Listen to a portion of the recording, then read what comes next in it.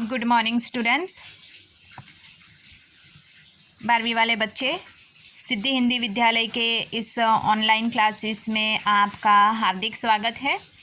अब यहाँ पे बच्चों हमारा ये जो पाठ चल रहा है भक्तिन, जिसके लेखिका है महादेवी वर्मा। तो यहाँ पे पाठ की शुरुआत में हमने देखा कि भक्तिन का नाम, जो उसका मूल नाम है वो लक्ष्मी है।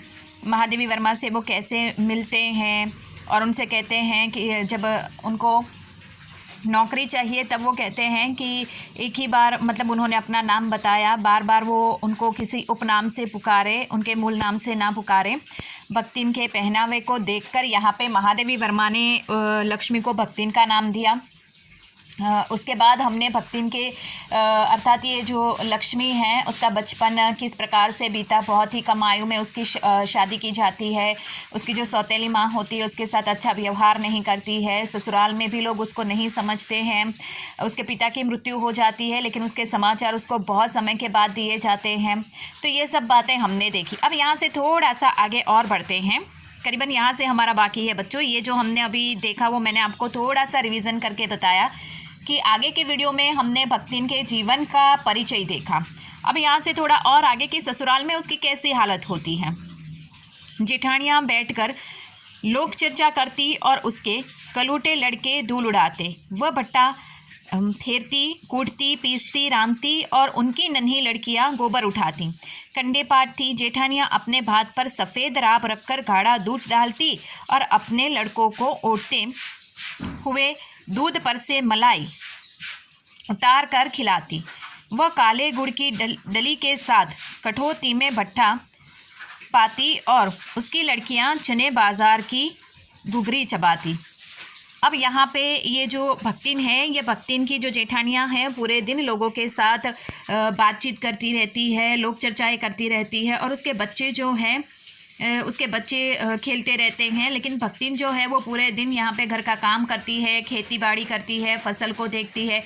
और भक्तिन के जो लड़कियाँ होती है वो भी यहाँ पे जो गाय भैंस के गोबर है वो उसको उठाती है, घर का काम करती रहती है। जेठानियाँ होती है वो अपने बच्चों को अच्छा अच्छा खाना खिलाती है।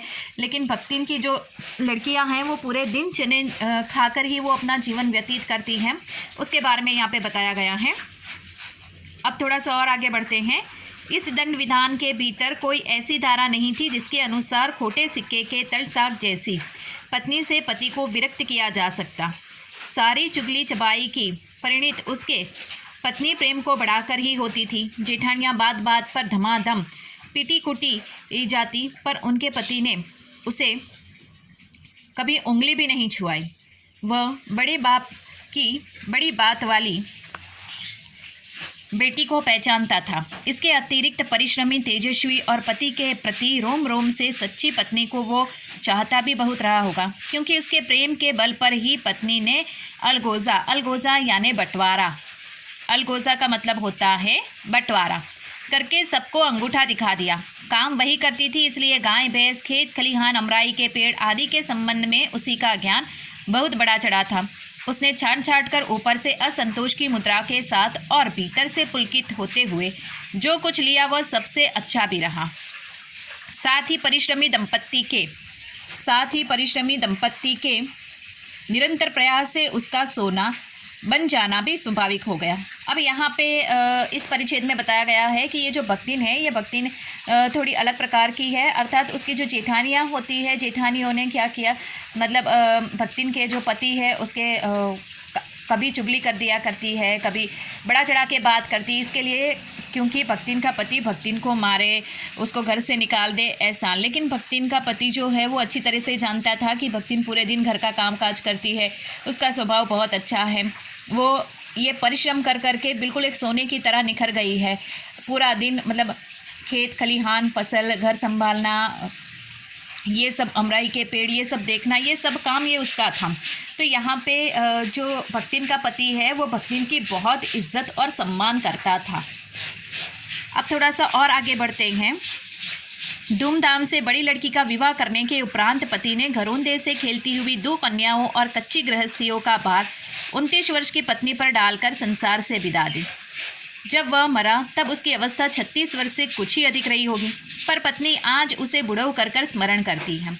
भक्तिन सोचती है कि जब वह बूढ़ी हो गई तब क्या परमात्मा के यहाँ वे भी ना बूढ़े हो गए होंगे, अतः उन्हें बुढ़ऊ न कहना उनका घोर अपमान है। हाँ, तो भक्तिन के हरे भरे खेत, मोटी ताज़ी गाय भैंस और फलों से लदे पेड़ देखकर जेठ जेठोती के मुंह में पानी भर आता ही स्वाभाविक था। इन सब की प्राप्ति तो तभी संभव थी जब भैयू दूसरा घर कर लेती, पर जन्म से खोटी भक्तिन इसके चकमे में आई ही नहीं। उसने क्रोध से पांव पटक पटक कर आंगन को कंपायमान करते हुए कहा, हम कुकरी बिलारी न हुई, हम न पुसाई तो हम दूसरे के जाम, नहीं तो तुम्हारे पचे की छाती पे हो रहा बुझो और राज करब, समझू रहो। अब यहाँ पे ये जो परिच्छेद है, इस परिच्छेद में ये बताया गया है कि ये जो भक्तिन है, ये भक्तिन के जो पति है, उन्होंने मतलब अपनी एक बेटी की शादी की और बाकी की जो बच्चियाँ बेटी है वो अभी छोटी है। इतनी कम आयु में ही यहाँ पे उनका देहांत हो जाता है और भक्तिन के माथे ये सारी जिम्मेदारी आ पड़ती है। अब यहाँ पे भक्तिन घर गृहस्थी के साथ साथ घर का काम, इसके साथ साथ खेत खलिहान फसल ये सब संभालती है। बच्चियों को संभालना ये सब भक्तिन के हाथों में है। भक्तिन सोचती है कि यहाँ पे इतने साल हो गए हैं, वो भी बूढ़ी हो गई है, तो हो सकता है कि भगवान के घर पे, परमात्मा के घर पे शायद उनके पति भी बूढ़े हो गए होंगे। इसके साथ साथ यहाँ पे बताया गया कि भक्तिन जो है उसके पास मतलब गाय भैंस खेत खलिहान उसको ज़्यादा उसकी जानकारी थी। इसके लिए भक्तिन के जो जीवन है उसको देखकर उसकी जेठ और उसकी जेठानियाँ जो है वो जलती रहती हैं। ये लोग चाहते हैं कि ये सब कुछ उनके हिस्से में आए। भक्तिन के हिस्से में जितनी भी ज़मीन जायदाद है वो सारी की सारी उनको चाहिए थी। इसके लिए वो ये कोशिश करते हैं कि भक्तिन दूसरा घर कर ले, दूसरी शादी कर ले, लेकिन भक्तिन तुरंत ही ये बात सुनकर तुरंत ही मना कर देती है कि उसको शादी नहीं करना है। अगर वो शादी इस प्रकार से अगर वो शादी करती भी है तो भी वो खुश नहीं है। इसके लिए वो तुरंत ही मना कर देती है कि मैं यहाँ पे अपने परिश्रम से अपने जीवन को ढोती हूँ, अर्थात आगे बढ़ाती हूँ। मैं किसी के पैसों के ऊपर नहीं हूँ। वो खुद परिश्रम करती है। वो कहती है कि कोई वो बिल्ली या कुत्ते का बच्चा तो है नहीं कि भाई किसी को भी सौंप दिया जाए। ये खुद का अपना जीवन है। इसके लिए वो अपने जीवन को अपने हिसाब से जीना चाहती है। उसने ससुर, अजिया ससुर और जाने की पीढ़ियों के ससुर गणों की उपार्जित जगह ज़मीन में से सुई की नोक बराबर भी देने की उदारता नहीं दिखाई।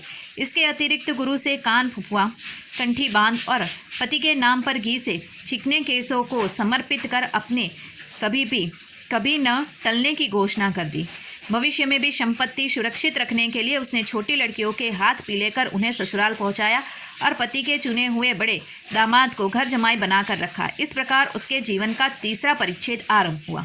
अब भक्तिन को मालूम पड़ जाता है कि ये लोग बहुत ही चतुर है। ये लोग समझ में मतलब ये लोग चाहते हैं कि भक्तिन शादी कर ले ताकि उनकी ज़मीन जायदाद उनको मिल जाए। भक्तिन की ज़मीन जायदाद के ऊपर उसकी जेठ जेठानी का हिस्सा हो जाए, अर्थात उनका अधिकार हो जाए। ये भक्तिन की समझ में आ गया। इसके लिए भक्तिन क्या करती है कि उसकी जो दोनों बेटियां हैं उसकी भी शादी कर देती है, उनको ससुराल विदा कर देती है।